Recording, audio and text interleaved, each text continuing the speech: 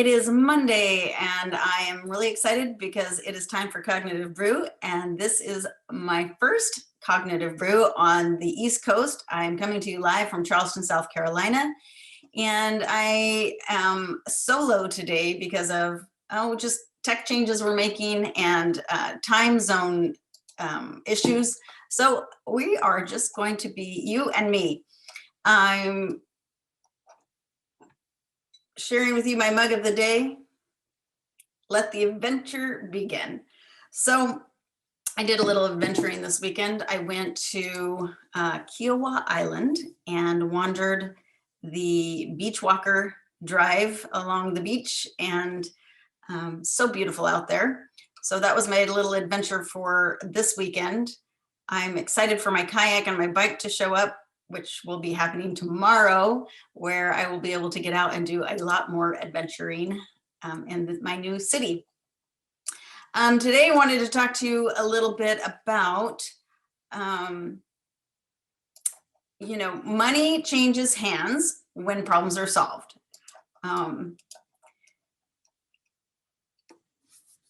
I learned about monetizing my craft and selling my service from Michael Burt.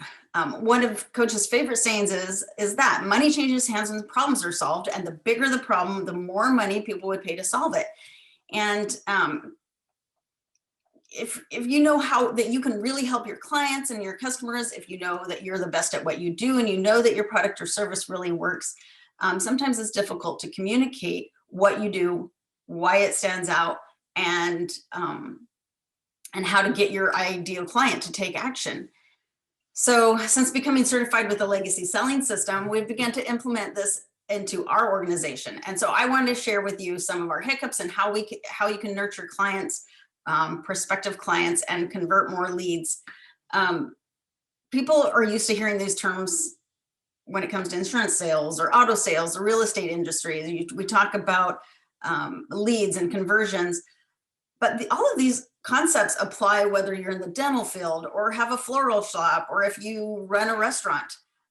So on Tuesday, I think that's the 26th, a week from tomorrow, we are doing a webinar on the $1 Million Follow-Up. And that is a part of the Legacy Selling System that 90% of salespeople out there are really terrible business owners, entrepreneurs. Sometimes you are your sales team, and we're really terrible about following it up. So I want to talk to you again a little bit about the 5 steps to becoming really a high impact producer, how you can grow the business in your organization. The first is just by really having a system around setting aside time, blocking out time, getting pumped up, changing your state, getting excited about what you do. And so Coach Burke calls that activating your prey drive. I call it fueling your fire, but whatever you call it, it's important to get into that zone and have a routine around doing that, whether it's part of your workout routine or music you listen to or meditations you do. I know Tony Robbins gets on a trampoline before a show to really get him pumped up and fueled up. So then building a world-class explanation of value. So as we just talked about, being really clear on what you do, why you're the best at what you do, and how you do it differently, and how you communicate that to potential clients is really important. And this includes, like I said, in any industry. So wherever you're at in your industry, being able to connect with your ideal clients. If you're a pediatric practice, even being able to express the way you do it differently, why they should come to you, is really important. So that's the first part of it. That's the second part of it. So getting in the state, explanation of value. The third part is your prospecting and selling system, like what you do each day to bring in new clients, but also how are you interacting with your current clients, and how do you set up your organization to have meaningful, regular, consistent and frequent outreach.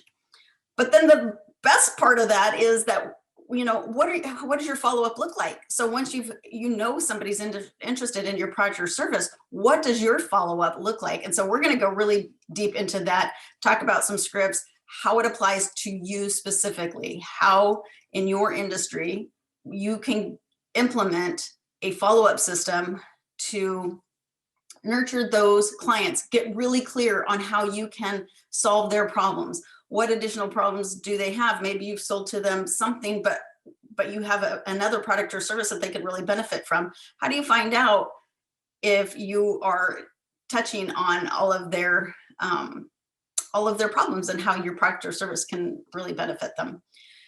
So we're going to do that next Tuesday. But once you, I'm going to go over them real quick because I love the 7-touch follow-up, but if you need help with really going deeper, that's what next Tuesday is about. But first, getting their attention, using referrals, videos, high energy calls, connectors, what does your outreach look like? But once you get their attention, then getting in front of them face to face. And today that's about Zoom. I still find that getting in front of people face to face can be difficult. But I had a wonderful conversation with someone this weekend on just a telephone call. And we had so much fun connecting and getting to know each other and finding out how we can benefit each other, actually. So it's very possible to have great conversations, but you've got to schedule those. So if you can get in front of them with Zoom, or Skype or something along those lines, that is even better. And this is where you would share, once you get them in that committed face-to-face, this is where you would share your explanation of value. And then what the follow-up looks like from there. And some of that includes a little bit of automation, right? And scheduling and calendaring and making sure that you have a system for what that looks like. And a lot of CRM programs out there are great for allowing for automation and reminders and outreach. We use Genie Rocket and I love it. So that's what we're going to be doing a week from tomorrow, 8 p.m. Eastern Daylight Time, and get into how you can really get the energy, get people excited, renew that interest in your product or service, and get them from not just being excited about what you do, but converting them into a client. Oh, what else do we have going on? Let's see.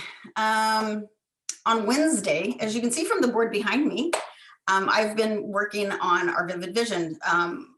At the start of April, we started working with this book, Vivid Vision by Cameron Herold.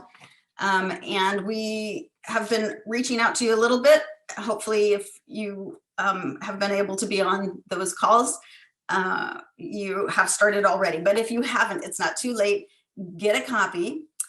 We have gone through the process in our organization of trying to get really clear on all of the bits and pieces of our organization, and what we want our customer experience to look like, what we want our team experience to look like, the culture in our organization, what our revenue streams are, what our systems are for tracking, what our marketing, our sales, everything that's a part of our organization, really digging deep onto each one of those things and looking at a 3-year plan.